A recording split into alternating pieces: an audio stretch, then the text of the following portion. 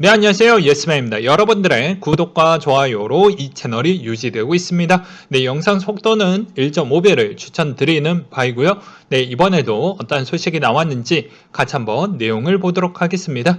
네, 미국의 민주당 상원 원내대표가 이번 주말까지 부채 한도에 대한 결론을 낼 것이라는 촉구를 주기도 했었고요. 그 경고한 메시지가 10월 18일 기준으로 악영향을 미칠 수 있다는 경고에 따른 메시지가 나왔습니다. 그래서 비공개 회의를 6일 기준으로 해서 어떠한 논의를 계속 이어나갈 것이다라는 이야기를 밝혔고요. 이게 어느 시점에서 정리가 돼서 발표가 나올지 저도 매우 궁금해지고요. 저번에도 말씀드렸다시피 공화당, 민주당 서로 주고받고 해야 이게 해결이 될 것입니다. 근데 들리는 소식으로는 지금 인프라 법안에 따른 그 금액이 너무 상향 조정 형태로 좀 되었다. 그래서 민주당 안에서도 이건 좀 높은 거 아니냐? 뭐 이런 의견이 꽤 많이 나오고 있어요. 그래서 조정을 좀 거치면서 이거를 뭐 딜로 치지 않을까? 아니면 뭐 다른 딜로도 칠 수도 있겠죠.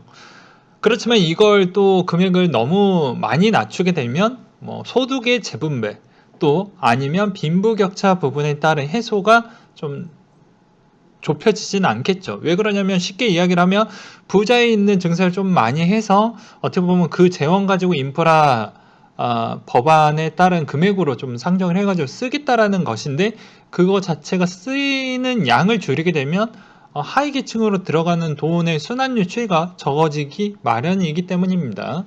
그 다음으로 9월에 ISM 제조업 지수가 전월 대비 상승을 했다라고 하는데요.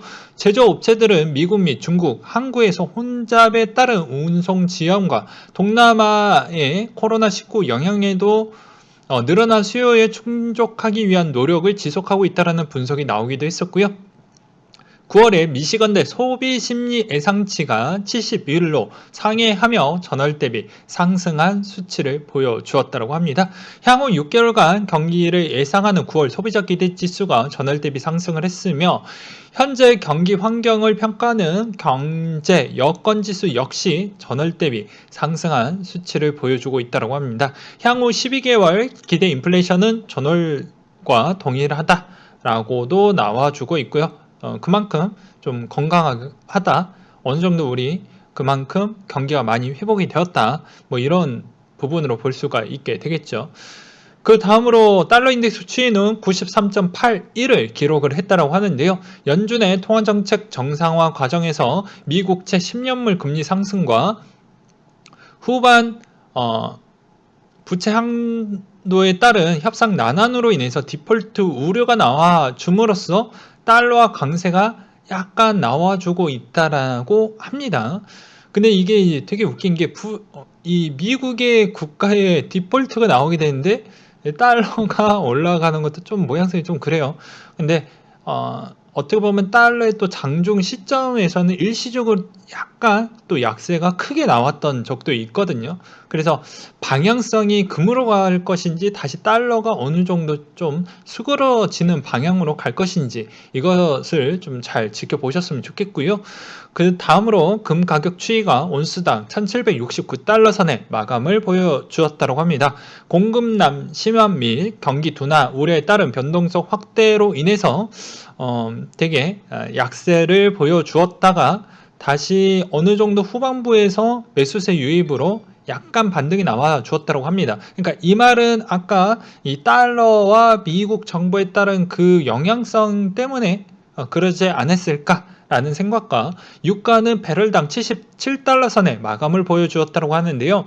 허리케인 아이다 공급 차질 현상이 상당히 좀 길어졌지만 지금 조금씩 해소가 되어가고 있고 전력난을 겪고 있는 중국이 겨울철 에너지 수요에 대비해서 비축량을 늘릴 것이라는 내용으로 인해서 유가가 상당히 올라가고 있어서 최근에 정유주, 화학주가 상당히 강세를 보여주고 있습니다. 그리고 오펙이 7월에서 올해 8월부터 내년까지 7월 회의에서 있었다고 하는데요. 하루에 40만 배럴씩 감산에 완화하기로 했다라고 합니다. 네, 그 다음으로 코인에 대한 소식을 전달해 드리도록 하겠는데요. 아트네틱이 김영성 노준 작가의 NFT 아트를 출시를 했다라고 하는데요. 6일, 7일 이틀에 걸쳐 클립 드롭스에서 한정 판매를 한다라고 합니다. 그 다음으로 돌첸 앤 가바나 NFT 컬렉션이 66억 원에 낙찰이 됐다라는 부분과 그리고 람다 256에서 트래블 룰 솔루션 얼라이언스 참여자를 모집한다 라는 내용이 또 있기도 했습니다. 그 다음으로 세계 50대 블록체인 연구 우수 대학 선정 및 발표를 했다라고 하는데요. 이 코인데스크가 여기에서 또 선정이 됐다라는 내용이 또 있기도 했습니다. 그 다음으로 BOA 쪽에서 디지털 자산 연구팀 신설이 됐다라는 내용과 전세계 암호화폐 투자 펀드가 7주 연속 자금 순유입이 보여주었다라는 내용이 또 눈에 들어왔고요. NBA 레이전드 샤키 오닐이 NFT 시리즈를 출시를 했다고 합니다. 그러니까 최근에 웃긴 건 시장이 약간 죽을 것 같으면서도 NFT 쪽을 어떻게 해서든 좀 이슈를 터트릴 만한 게 자꾸 나와주고 있어요. 그래서 계속 연명이 되어가고 있는 실정입니다. 그 다음으로 헤지펀드의 창업자 빌 밀러가 최근에도 비트코인 매수 계속하고 있고 비트코인은 패러디까지 더 성장을 해줄 것이다. 뭐 이런 이야기가 나와주고 있습니다. 밀러는 2017년도 때 투자했을 때 매수가가 개당 200달러였고 지난 봄 비트코인 가격이 6만 달러에서 3만 달러로 반토막 났을 때도 추가 매수해서 개당 800달러 로 상승을 했다며 이번 서밋에 참여하기 하루 전에는 비트코인 또다시 매수세를 또 갖췄다고 합니다.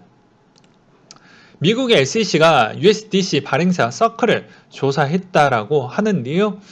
서클 측은 구체적으로 무엇에 대한 조사를 받고 있는지 밝히지 않은 채 SEC 조사에 협력하고 있다라는 내용이 나왔습니다.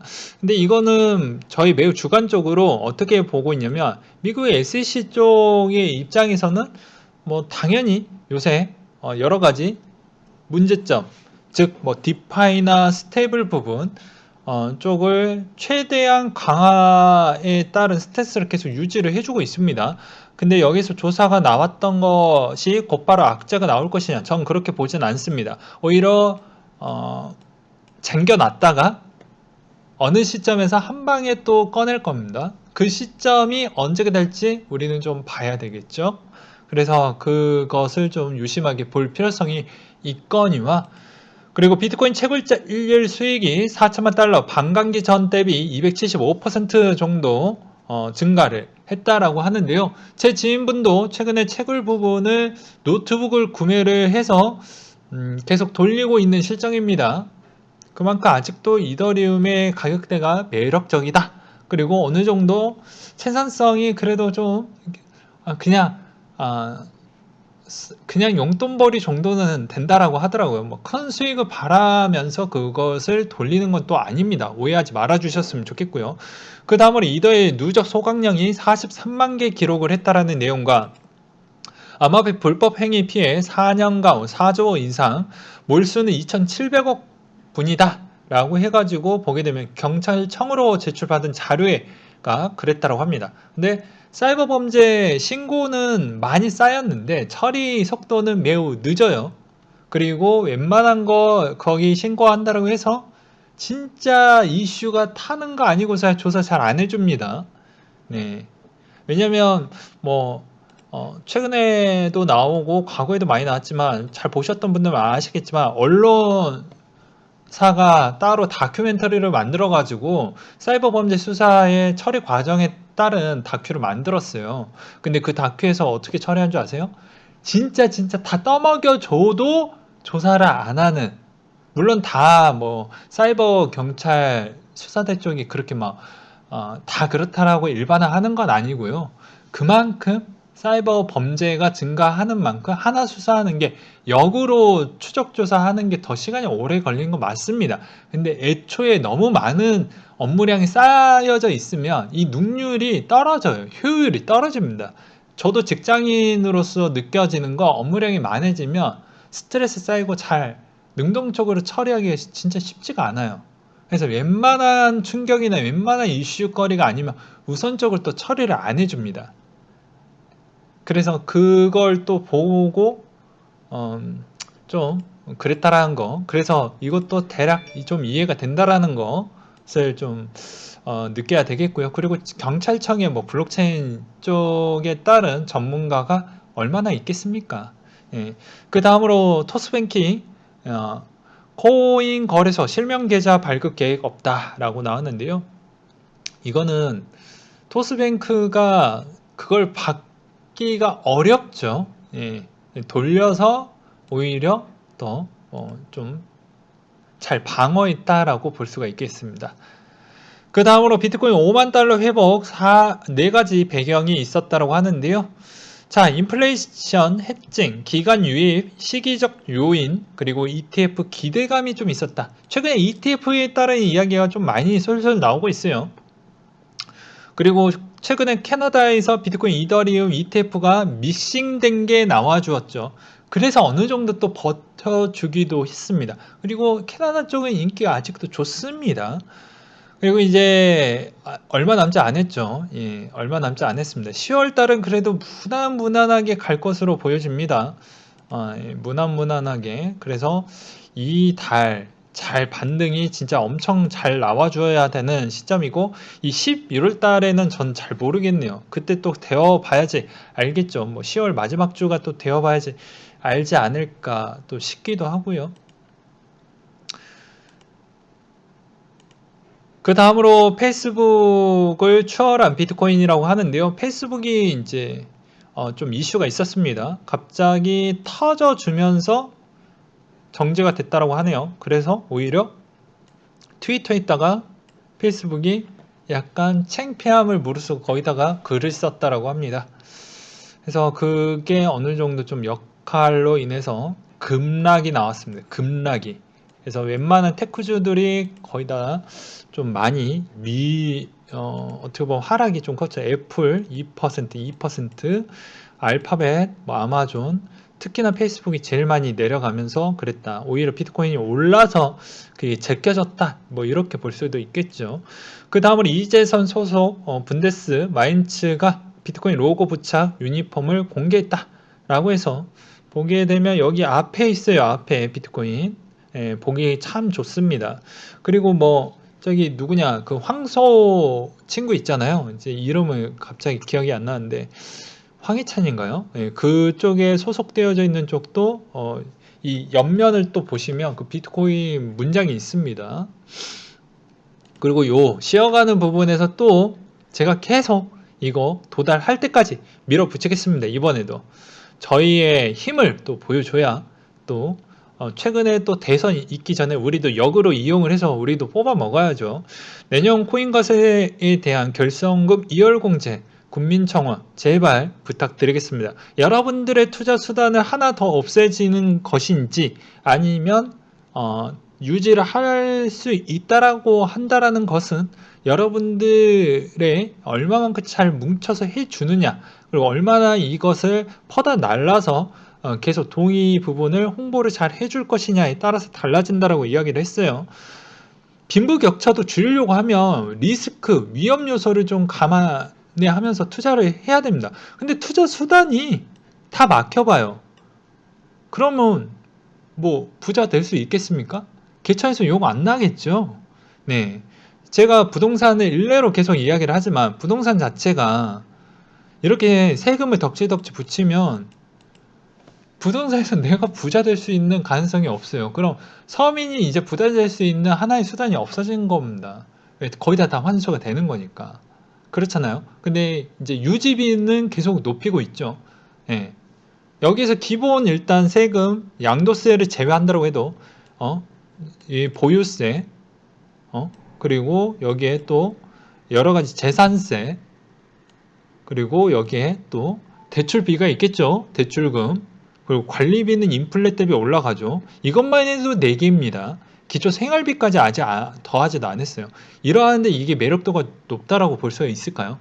그리고 서울권에서 직장인이 이거 토탈분 해가지고 나가는 비용만 해도 대략 한 연에 1,500만 원 정도가 나갈 겁니다. 근데 가처분 소득 대비가 1,500만 원을 또 제하고 서울권에서 계속 존버할 수 있을 만한 그럴 만한 직업군이 얼마나 되겠습니까? 없겠죠. 그래서 제가 그런 이야기를 하는 겁니다. 예. 결코 세금이 많이 올라가는 게 우리한테 별로 좋지 않고 미래 세대에도 결코 좋지 않는다라는 거. 그러니까 약간 그런 프레임에 절대 장난 형태로 이렇게 선동당하거나 그러시면 안 된다는 거예요. 세금이 올라가는 건 임금의 추정에서 올라가줘야 밸런스가 맞습니다. 이론에서도 경제적 이론에서도 그렇게 표현을 하고요. 근데 실제 한국의 그런 임금 상승률 추이가 물가 인플레 대비를 추정해서 따라가 주나요? 그렇지 않잖아요. 근데 오히려 실질 소득 대비 부동산 추이는 너무 가파르게 올랐습니다. 통계를 어떤 기준으로 또 뽑느냐에 따라서도 달라지는데요. OECD 기준으로 뽑았을 때는 상대적 대비 덜 오르긴 했습니다. 왜 그러냐? 부자들이 한국이 더 많습니까? 나머지 국가들이 더 많나요? 근데 똑같이 통화 완화를 했죠. 그러면 당연히 인구수 대비, 뭐 여러 가지 경제적 체력 대비, 그리고 국민 허브를 갖고 있는 국가들 대비를 본다라고 하면 당연히 그쪽이 훨씬 더 많이 올랐겠죠, 부동산이. 간단하게 이야기를 하는 겁니다. 이해하기 쉽게. 근데 반면으로 그런 통계로 인해서 그걸 그대로 받아들였을 때도 일리는 있겠죠. 학자적 기준으로 보면 그 말도 일리가 있습니다. 근데 우리가 일반 서민과 일반 국민적 관점으로 본다라고 하면 실질 소득에 따른 통계를 또 뽑아가지고 보잖아요. 그러면 이건 진짜 많이 오른 겁니다. 그러니까 통계에 따른 약간의 모순과 오류가 있다라는 걸 다시 한번 제가 재정립해서 말씀을 드리는 바입니다. 그래서 어느 기준점으로 볼 것이냐에 따라서 내용은 달라진다. 그래서 뭐 그런 게 있죠. 뭐 논문을 낼 때나 뭐 리포트나 뭐 연구 보고서를 낼 때도 어떤 주제를 어떻게 선정을 해가지고 뽑아내느냐에 따라서 내용물이 달라진다라는 거예요. 그래서 그런 거 보고 야, 털 올랐잖아 이렇게 하지 말고 직접 찾아보시라고 이야기를 했습니다. 저는 직접 항상 찾아보고 이야기를 드리는 부분이니까요. 또 말이 또 반대로 또 새어나갔네요. 그 다음으로 또 요 시점에 10월달 이때 멘탈 잘 지켜 나가야 되는데요. 코인 하면서 깨달은 거 1억 원 부분에 있어서 총 대출 이자, 대출 원금을 1억 원을 받았을 때 이 대출 이자가 2,700만 원 정도가 된다고 합니다. 어느 정도 이자율 5% 기준으로 된다고 합니다. 일단은 영순이는 선물 맞은 거래 절대 하지 마라 곱하기 4배 계약권을 쓰셨네요. 그리고 이제 이분이 써놨던 내용 괜찮아서 한번 갖고 와봤는데 빠르게 읽고 넘어가도록 하겠습니다. 1억 갚는 거 엄청난 게 힘들다. 함부로 대출하지 마라. 그러니까 여러분들이 갑작스럽게 돈을 많이 벌었을 때도 이게 가끔씩 갸우뚱하는 경우가 발생을 합니다. 그럴 때는 어떻게 보냐면 내 연봉 대비를 한번 계산을 한번 해봐요. 실질 소득 대비 세금 다 떼고 그러면 대략 평균 2천만 원이나 뭐 3천만 원 언더가 될 겁니다. 실질 소득이. 여기서 생활비를 또 빼요. 예, 생활비를 또 제끼던지 합니다. 그러면 더 와닿을 것입니다. 아, 내가 이 1억을 모으려면 이 정도 기간이 생기네. 생각보다 분량이 오래 가면요. 이게 좀 와닿는 게 둔해집니다. 그래서 저 같은 경우에도 5월 달에 좀만 더 많이 빼고 이번에 좀 더 많이 집어넣었으면 더 괜찮았을 건데 저도 그런 욕심이 나오는데 항상 그걸 조절을 하기 위해서 이런 거를 보면서 계속 제어를 하고 있어요. 네. 그 다음으로 친구들과 놀러 가면서 따는지 꼬는지 곰곰이 생각을 해보자. 그러니까 주변 사람들이 많이 따면 이제 조금은 조심해야 되지 않겠냐 라는 것이겠죠. 그 다음으로 불장의 거지가 더 많다. 왜냐면 올라가는 타이밍 부분에 있어서 두려운 거죠. 왜 내려가는 거에도 두려움이 있는데 올라가는 것도 왜 여기가 고점이 아닐까? 여기가 고점이 아닐까? 그래서 여러분들이 계속 그렇게 왔다 갔다 하는 건 저는 제가 뒤통수가 깨져도 저는 제 주관대로 간다라고 이야기를 했잖아요. 제가 이게 틀렸다라고 해도 제 돈 제가 지키는 거지 남이 지켜주는 게 아니에요. 남의 그 현란한 멘트와 그런 거에 절대 현혹 당하시지 마세요. 본인이 선택해서 본인이 공부한 결과값을 해보고 주변에 이런 이야기가 나오면 거기에서 엑기스만 편집을 해서 내 머릿속에 정리를 한 뒤에 결정을 하셔야지 계속 여기 말에 또 흘러가고 저기 말에 계속 이렇게 끌려가게 되면 계속 중요한 타이밍 때 막 흔들리게 돼요. 그러면 그 흔들림을 잡아줄 수 있는 건 무엇이냐? 공부밖에 없는 거예요. 내 공부로 인해서 나를 설득을 시켜야 되고 나를 이해를 시켜줘야 돼요. 이해가 안 되니까 자꾸 공포감이 오는 겁니다. 그래서 저는 제 나름대로 내가 때려 뒤져도 내가 이 돈 없어도 내가 더 노예같이 더 쉬지 않고 더 일을 할게. 1년 정도 더 소비하지 뭐. 2년 정도 내 그냥 늦게 태어났다 생각하지 뭐. 이렇게 주문을 걸어서 그 정도에 따른 존보 부분에 대한 그 공포감을 내가 그냥 감내할 수 있는 플랜 B를 세팅을 해놨다니까요.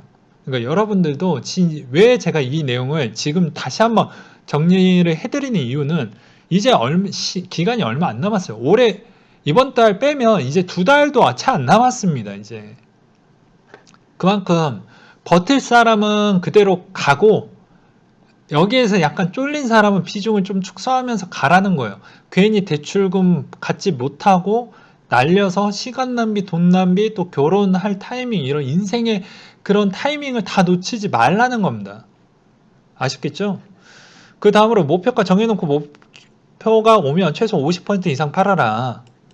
이거는 그러니까 기준이 명확한 애들이 가능한 거죠. 알면서도 버튼 한 번 못 눌러서 못 가시는 분들이 워낙 많습니다. 그러니까 이번에 제가 이거를 미친 듯이 왜 시할 데가 없는 얘기 많이 하냐 이러시는 분들도 있어요. 근데 이제 얼마 남지 않았습니다. 진짜 얼마 남지 않았어요. 왜 얼마 남지 않았냐? 코로나 부분도 이제 내려간다니까요. 제가 얘기했잖아. 이 내려가면 이제 테이퍼링 더 가속화되고 인플레가 장난 아니게 올라갑니다. 고용도 같이 올라갈 수밖에 없어요. 그러면 아무리 진짜 멍청한 사람이라고 해도 테이퍼링 야 이제 더 이상 연기 안 될 거라는 거 누구나 알고 있잖아요. 그래서 제가 기간이 짧다. 차라리 그거 정리하고 테이퍼링 때 충격할 때 단타로 좀 챙겨 먹자. 이렇게까지도 이야기를 해드렸잖아요. 괜히 그렇게 이야기한 게 아닙니다. 그리고 전쟁터에 자신만의 전략, 헤드샷 뭐 전략, 컨트롤이 다 있잖아요. 그런 전략이 있어야 돼요. 매매에 따른 전략. 본인이 하나라도 키우셨으면 좋겠어요. 뭐 나는 존보의 마음을 좀 뭐 이렇게 뭐 이렇게 내가 제어가 가능하다. 아니면 내가 조금이라도 단타의 추세는 그래도 잘 맞춘다. 아니면 내가 어느 정도 확률 대비가 좀 더 높은 것을 집중을 해서 그거에 맞춰가지고 해보세요. 내가 뭐 적립식 투자나 이런 게 좀 둔감해서 이런 게 좀 괜찮다더라. 뭐 이런 게 있을 거 아니겠습니까? 그런 거와 그리고 구매한 코인이 최소 뭐 하는 코인인지 무슨 테마가 있는지 이런 걸 좀 알았으면 좋겠다. 라는 거예요. 왜냐면 지금도 호재가 뭐가 있습니까? 최근에 퀀텀 12월 2일 날 있죠. 반감기. 이런 거는 좀 큰 호재죠. 그리고 오미세고 같은 경우에도 보바 네트워크에 따른 이제 에어드랍을 받기 위한 그 형태 레이어 2에 따른 호재가 이제 조만간에 비콘 체인이 되면서 사이드 체인으로 돌아가는 레이어 2가 이제 급부상을 할 겁니다. 그때까지 이더리움이 잘 인기가 계속 잘 디파이나 NFT가 잘 돌아간다라고 하면 레이어 2가 제일 많이 올라가긴 할 거예요. 그러니까 그런 거를 잘 이렇게 연관성 있게 좀 보시면서 컨트롤로만 보셔도 크게 코린이가 물리지 않는다라는 것과 그리고 정찰병으로 좀 맛을 좀 봐라. 그러니까 무슨 말이면 스테이블 코인하고 그리고 여러 가지 뭐 약간 역발상으로 여러 가지 코인들의 성향을 좀 보게 되면 약간 시장이 안 좋을 때 제일 많이 빠져주는 그런 코인들을 그냥 조금씩 한번 사보세요. 그러면 걔 움직임에 따라서도 많이 유출을 할 수 있는 그런 포인트들이 있습니다. 근데 그렇게 또 하시는 분들은 거의 적어요. 그리고 적당히 먹으면 그만할 줄 알아야 됩니다. 그러니까 끊어치기도 잘해야 된다는 거죠. 한없이 올라가는 거 아니죠. 그래서 5월달 끝나고 여기에서 이제 고수의 영역 그리고 여기에 야심의 어떻게 보면 야수의 심장을 갖고 계신 분들만 해라. 라고도 이야기를 하기도 했었죠. 그러니까 지금은 그 시즌에 거의 다 이제 봉착을 했습니다. 지금 남아져 있는 사람은 무조건 둘 중 하나예요. 존보 아니면 수익 실현 둘 중 하나입니다. 올라가서 어느 정도 수익 나왔으면 잘라내야 되고요. 그렇지 않았을 경우에는 무조건 물리면 존보 가셔야 됩니다. 계속 말씀을 드렸지만, 그리고 건강은 돈보다 더 중요해요. 네. 왜냐, 돈을 쌓아놨는데 돈을 쓰라고 있는 거지. 그리고 본인이 이거 쓰기 위해서 돈을 번 거잖아요. 본인의 행복 수치를 어느 정도 좀 기여할 수 있는 아이템에 따른 효과일 뿐입니다. 근데 본인이 몸이 망가지면 이 돈 아무런 쓸모가 없어요. 본인이 쉽게 더 이야기를, 본인이 왼팔이 그냥 썩어서 없어졌다고 칩시다. 뭐 여러분들이 좋아하는 뭐 등산, 뭐 예를 들어서 뭐 레저, 스포츠 이런 부분 원활하게 할 수 있을 것 같습니까? 뭐 아니면 오른발이 없다라고 칩시다. 가능할 것 같아요? 불가능하다라는 것이죠. 그래서 이 육체에 따른 어떻게 보면 불편함이 있다라는 게 안 생길 만큼 건강도 잘 챙겨 가시면서 하라는 거. 괜히 그 수면과 교환을 해서 하는 그런 멍청한 짓은 하지 말아 주셨으면 합니다. 그리고 차트는 컴퓨터 큰 모니터 2대로 비교해 가면서 좀 봐라. 이거는 저는 좀 아니다라고 봐요. 왜냐면 이렇게 하면 약간의 중독 현상이 나올 수 있습니다. 그래서 본인의 여유가 좀 있으신 분들, 시간적 여유를 이야기를 하는 거예요. 그렇지 않고서는 그냥 보셔도 상관이 없습니다. 그 다음으로 코인으로 따든 꼴든 그 돈으로 만난 거 사먹으면서 진정한 가치와 힘을 좀 느껴봐라. 그러니까 이 돈에서 나왔던 돈이 진짜 진정한 이 돈, 이렇게 해가지고 돈을 벌었다라는 것에 따른 보람을 느껴보라는 것이죠. 써봐야지 보람이 느껴지거든요. 그래서 커뮤니티에서도 그런 내용들이 꽤 많이 있습니다. 어떤 분은 뭐 100만 원을 빼서 부모님 뭐 용돈을 드렸습니다. 그런 게 보람이거든요. 근데 이게 갑자기 재투자해도 좋긴 하죠. 근데 그 소소한 그런 보람이 없으면 이 시장에서 오랫동안 투자하기가 좀 어렵다. 이 시장에 따른 좋은 추억도 많이 있어야 다시 재접근하기가 공포스러웠더라도 다시 할 수가 있다는 것이죠. 그리고 돈 꼴면 비참해지고 초라해지고 보잘것 없다고 해도 어떻게 보면 이게 좋은 교훈을 주고 좋은 경험치를 줬다라고 보십시오. 이게 나이 대비 또 연령대별 차이는 있지만 웬만하면 젊은 층들한테는 진짜 누구한테도 줄 수 없는 그런 좋은 교육을 받았다. 비싼 교육비를 받았다라고 볼 수가 있어요. 근데 나이를 어느 정도 들었던 분이 이번 이런 형태에 따른 실수를 해버리면, 특히 가정을 가지고 계신 분들이 계시면 그 엄청난 스트레스와 그 인내심을 시험을 든다. 내 인생에 시험을 들게 한다. 그게 생길 겁니다. 그 역경을 견뎌내면 진짜 엄청나게 성장을 할 거예요. 물론 젊은 연령층들도 힘들겠지만 더 빨리 회복을 할 수가 있겠죠. 근데 지금의 거의 40대, 50대 연령대에서 한번 실수가 나오면 쉽지가 않습니다. 근데 그 고비도 잘 넘어가신 분들이 이제 더 큰 부를 축적을 할 수가 있거든요. 그래서 젊었을 때는 그 교육의 기반으로 해서 그만큼 돈을 줄 수 있는 그런 순기능과 역기능을 다시 한번 머릿속에 기억을 해 두시는 차원으로 참 교육으로 받아들이시고, 그리고 나의 40대, 50대 때 실수가 나왔다고 하면 그걸 잘 인내하는 그 인내심에 따른 스킬을 잘 기르셔서 다시 한번 투자에 임했을 때는 그것이 주는 그 교훈이 무엇인지, 제 말이 무엇인지 분명히 알게 될 것입니다. 그것을 잘 내 것으로 만들어서 하게 되면 어떤 환경이 됐든 간에 잘 돌파해 나가실 거예요. 뭐 이거 이야기 하다 보니까 시간 다 가버렸는데, 이 내용이 별거 아니고 맨날 똑같은 내용인 것처럼 보여지지만 이게 진짜로 중요한 겁니다. 판도를 진짜로 잃었다고 칩시다. 1억 원 다 날렸어. 그러면 맨날 대출은 이거 같이 갚아야 돼. 이거 죽어납니다. 예, 이거 진짜 죽어나요.